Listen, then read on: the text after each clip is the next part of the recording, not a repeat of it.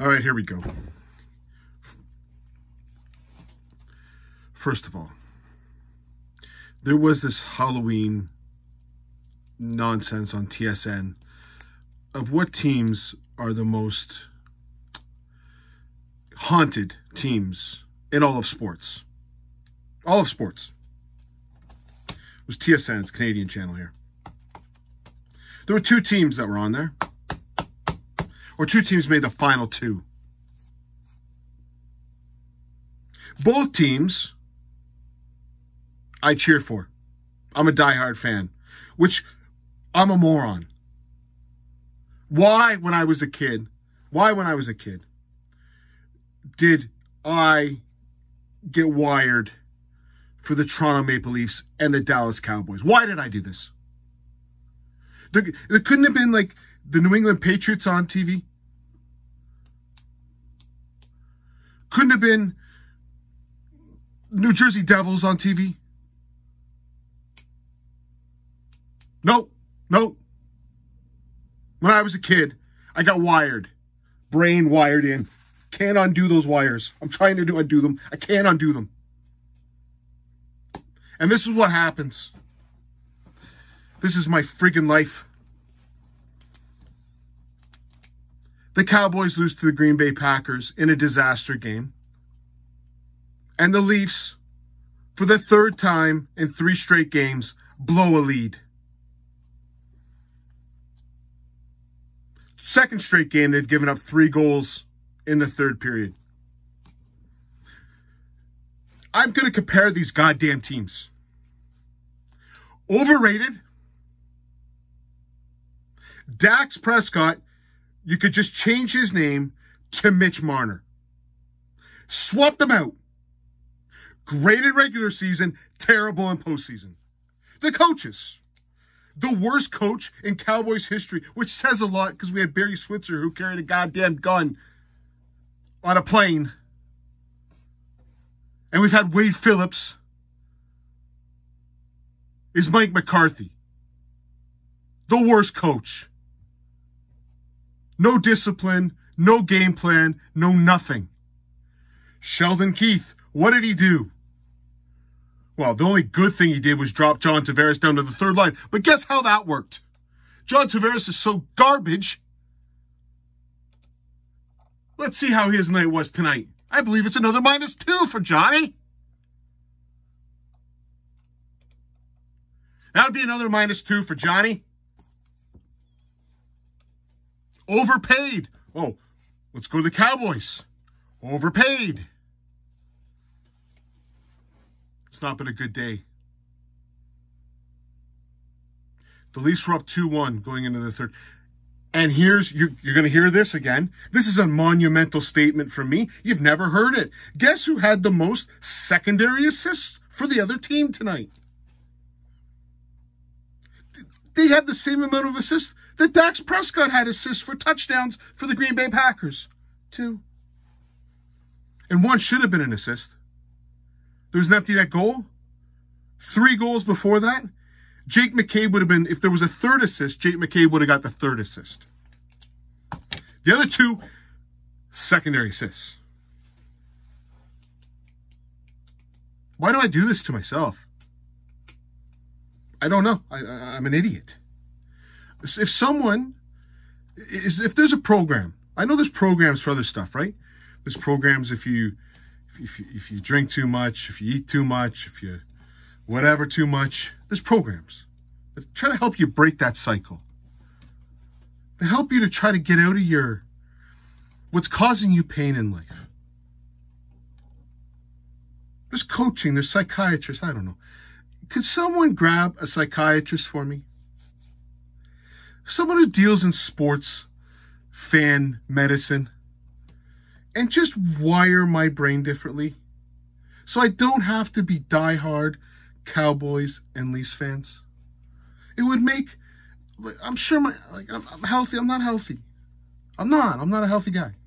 No, probably because I eat a lot, but could I blame that on the Cowboys and Leafs? No, I can't blame it on that. It's my fault. I'm an idiot. There's just some enjoyment in watching something teams that are... Let's get into it. I thought the Leafs were terrible in the first period. But Samsonov, who was starting, shockingly, actually didn't play that bad. He looked horrible in the net. He still gives up the entire net when he's going, but he stopped every shot that was fired at him in the first period. And to start off the second, Pontus Holmberg scores a goal. Nice little dig out of the corner. Riley with the shot. Nice tip. Or was it McCabe who got the... Was it Riley or McCabe? I forget who did it. It might have been McCabe. I don't know. Anyways, fired it. Tipped it in. 1-0. And then this happens.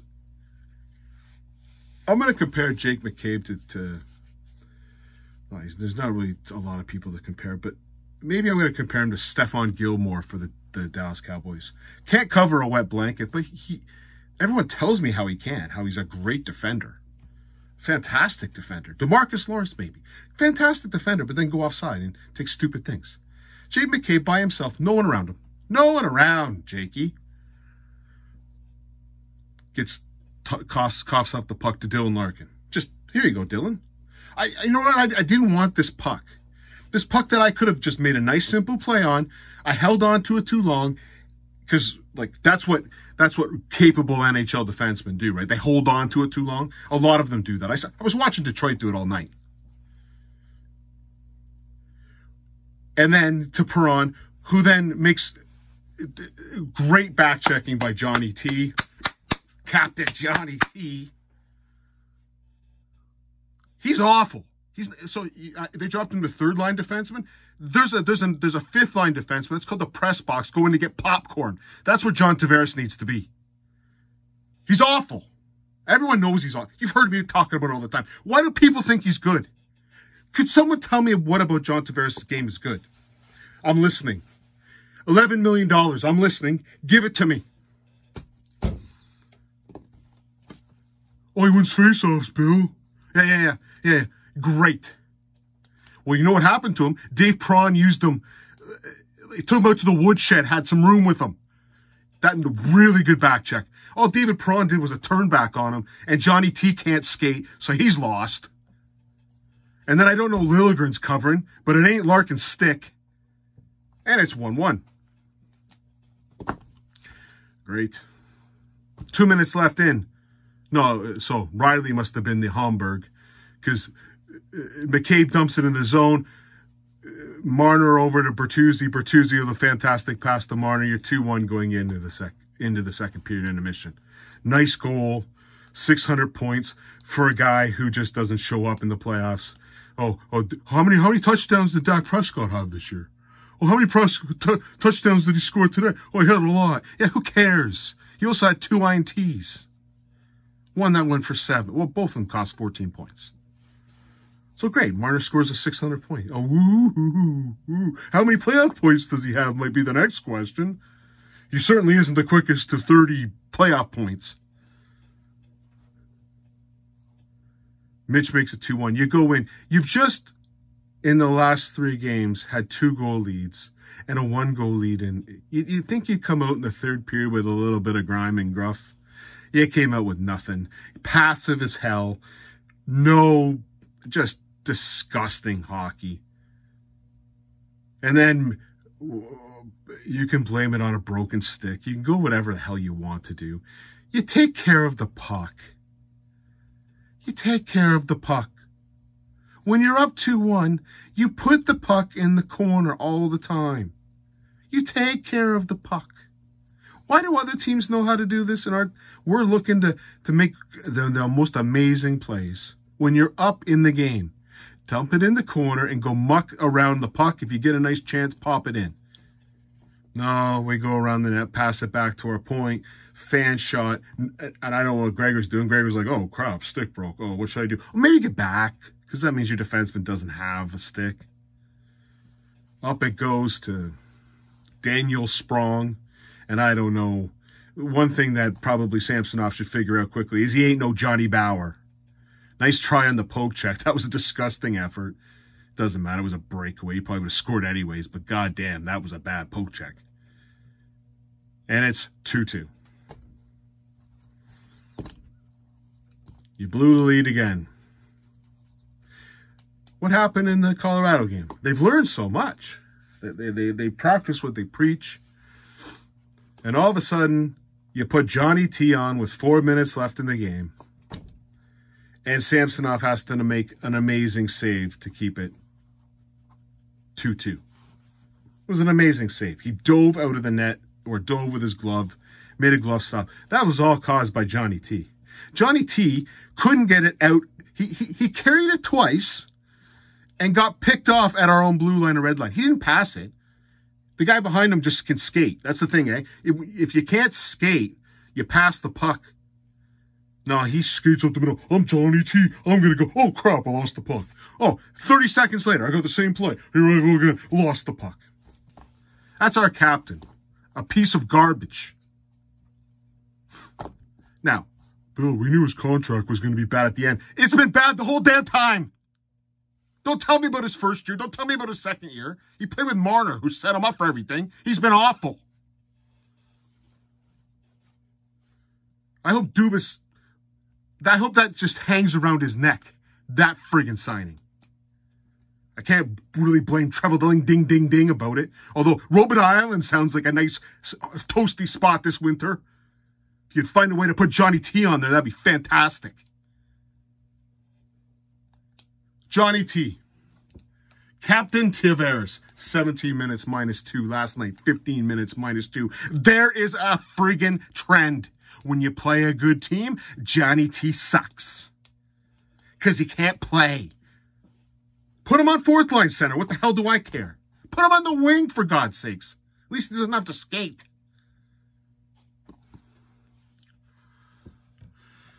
Whew, poor Matt Nice. They're going to bench him. He was -2. Same stats as Tavares. They're probably going to bench Matthew Nice. They won't bench Johnny T. David Kampf -2. Noel Gregor -2. Well, there must have been a lot of points for the Nylander with the 11.5. No. That's a lot of zeros except for the shots. Didn't throw a hit.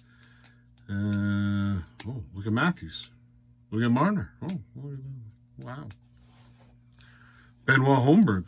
They had some hits. Matter of fact, Holmberg, I think, took out Kane. So, you got this amazing save by Samsonov. What happens? Our AHL defense, led by Timothy Liljegren, with 1 minute and 59 seconds on the clock, hand the puck over with no respect for the puck. You don't do this ever. No team does. The San Jose Sharks probably don't do this. In less than 2 minutes and you just get behind your net, you don't look and you fire it. Come on. Right to Detroit, out to Andrew Kopp, and then all of a sudden the Leafs dive all over the place. The fourth line, Gregor, named them all over the place. And they screen Samsonov, and boom, it's in the net. Yeah, that's great. That is fantastic. Secondary assist to Timothy Liljegren. Who's to blame? Well, the coach cannot keep a lead. The coach does not have a system. He doesn't dial up some X's and O's to protect leads. He can't do it. Now, most coaches can. Just like Mike McCarthy. Most coaches can get the team prepared for the friggin' game. Most coaches know how to take care of a friggin' clock in the NFL. Not Mike McCarthy. Most teams can protect the lead in the NHL. Not Sheldon Keefe. Do I blame him for the AHL defense? No. Yeah. Although I like to see Lagesson in. But Connor Timmins, hell, he made some horrible plays today. But it doesn't matter. They're AHL defense. You got to blame Timmins and Lagesson. They're only capable of what they're capable of. They're AHL defense. How do you blame Sheldon Keefe for an AHL defense? You blame Dubas for the AHL defense, and you blame Treveling ding for not trading Mitch Marner when he had a 3-week window. I blame Brendan Shanahan a lot for this. this focus on forwards is stupid. Name me one friggin' Stanley Cup winner that doesn't have a credible number one defenseman. And don't tell me Morgan Rielly's a number one defenseman. He's a good defenseman, don't get me wrong, but he ain't a number one. He ain't no Peter Angelo. He ain't no Zdeno Chara. He ain't no shutdown defenseman. He ain't no Cale Makar. Devin Taves. It was funny. I saw a little note. Sheldon Keefe goes, when McKinnon, Taves, and Makar on the ice, that's not even like first line. That's like crazy line. Well, I'll take that comment to heart, Sheldon. Next year, salaries. For McKinnon, 12.6. For Makar, 9. For Taves, 7.25, which adds up to a grand total for 3 players of $28.85 million. They are on a level above the first line level. To Sheldon's eyes, I would agree. Let's take a look at our top 3 players. By the way, did you notice that Colorado's 2 players had 2 defensemen in it? They had a forward, 2 defensemen. I can put Rantanen in there if you want. I don't know what Rantanen makes, but it probably ain't no $11.8 million. Okay? 2 defense that Sheldon Keefe calls out and McKinnon. We can't put defensemen in ours because we pay forwards. Matthews, 13.25. Nylander, 11.5. Johnny T, 11 for $35.75 million, which is about $7 million more, and they can't play up to the level that you says that the other team can. That's a problem. That's a problem on management. That's Shanahan. That's Kyle Dubas, dumbass. And it's Brad Treliving, ding, ding, ding, ding, for not trading Marner when he could. I don't know why I put up with this. Why do both of my teams have talent? The Cowboys have CJ Lamb. And we blow it. Because we put money into Dax. I'll throw INTs in the playoffs, Prescott at will. Just like Tony Romo did. The Cowboys haven't had a quarterback that's good in the playoffs since Troy Aikman. Well, I remember Tony Romo having a hell of a regular season and then throwing balls across his friggin' back in the playoffs. Can't hold a goddamn punt, a field goal down, or whatever was extra point, whatever it was. I think it was a field goal to tie Seattle. He can't even hold, can't accept the punt or the cut. And now I got Marner and Nylander, overrated.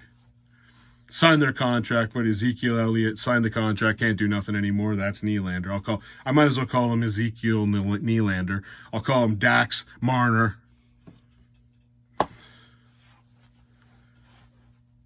Tired. It's probably time to go to bed. Cheers.